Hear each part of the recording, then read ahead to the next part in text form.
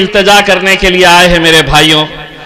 जिस दिन इलेक्शन का दिन आएगा, अलग अलग सियासी जमातों को आपने हर बार आजमाया है। एक बार बैरिस्टर असदुद्दीन अवैसी साहब को, दोस्तों इतना फख्र होता है, मुझे इतना फख्र होता है जब मैं देखता हूं कि पार्लियामेंट के अंदर एक तरफ भारतीय जनता पार्टी के, समाजवादी पार्टी के, कांग्रेस के, राष्ट्रवादी कांग्रेस के असदुद्दीन अवैसी साहब अकेले, लेकिन जिस हिम्मत के साथ वो खड़े रहते हैं, नरेंद्र मोदी की आंखों में आंखें डालकर बोलते हैं, तो मेरे मन में भी ये सवाल आता था कि आखिर असद साहब को हिम्मत कहां से मिलती है। तब ख्याल आया कि ये हिम्मत उन्हें मिलती है यहां से, ये ताकत मिलती है यहां से। तुम साथ में हो तो हम हर मुकाबला करने के लिए तैयार हैं। आपसे कहेंगे कि होगा, आप कितने सीटें लड़ लेंगे, आप कितने जीत कर आ जाएंगे, क्या हुकूमत आप बना सकते हैं? नहीं बनाना है हमें हुकूमत। गूंगे मुक्के बहरे लोगों को संसद में या उत्तर प्रदेश की विधानसभा के अंदर नहीं भिजाना है। लोग जब पूछते हैं कि 2 क्या कर लेंगे, 1 क्या कर लेगा, 4 क्या कर लेंगे, तो मैं उन्हें जवाब देता हूं कि जंगल में कुत्ते और बिल्लियों की गिनती नहीं होती है, शेर कितने हैं ये देखे जाते हैं। शेरों के बच्चों को भेजाओ, शेरों के बच्चों को भेजाओ, और जो बहुत सारे, देखिए ताकत किसकी है ये हमको भी समझने की जरूरत है। आज अलग अलग राजनीतिक पार्टियां इतनी खौफ खाई हुई है, छोटे छोटे दल, जितने दूसरे दल है, सबको ये कह रहे, तुम आओ, मैं अकेले नहीं लड़ सकता, तुम भी आ जाओ, मैं नहीं लड़ सकता हूं। हालात तो ये हो गए हैं कि सारे जुगनू महफिल में बैठ गए हैं और ऐलान ये कर दिया गया है कि इस सूरज को कैसे हटाया जाएगा। मेरे भाइयों, ये इलेक्शन इस मुल्क की तकदीर बदल सकता है।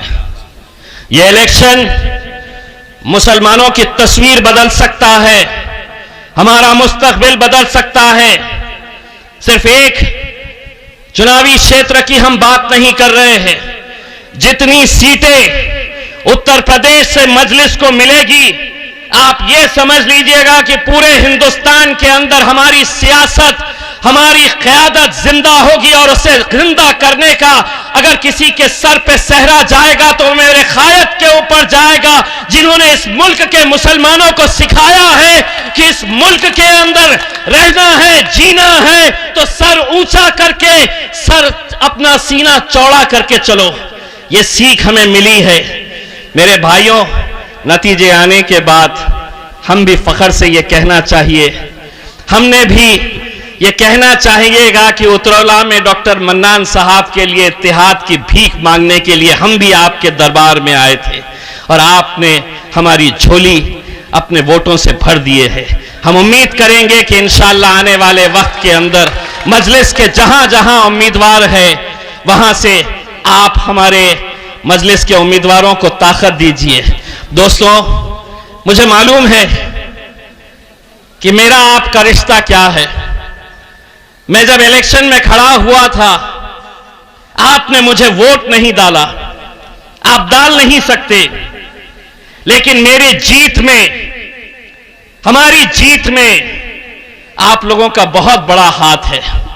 वो किस तरह से कि इलेक्शन मैं लड़ रहा था, लेकिन अल्लाह की बारगाह में सिजदा आप लोगों ने किया था कि अल्लाह इन्हें जिता दे। वो रिश्ता था हमारा। लोग कहते हैं कि शिवसेना का गढ़ था, तुम जीते कैसा?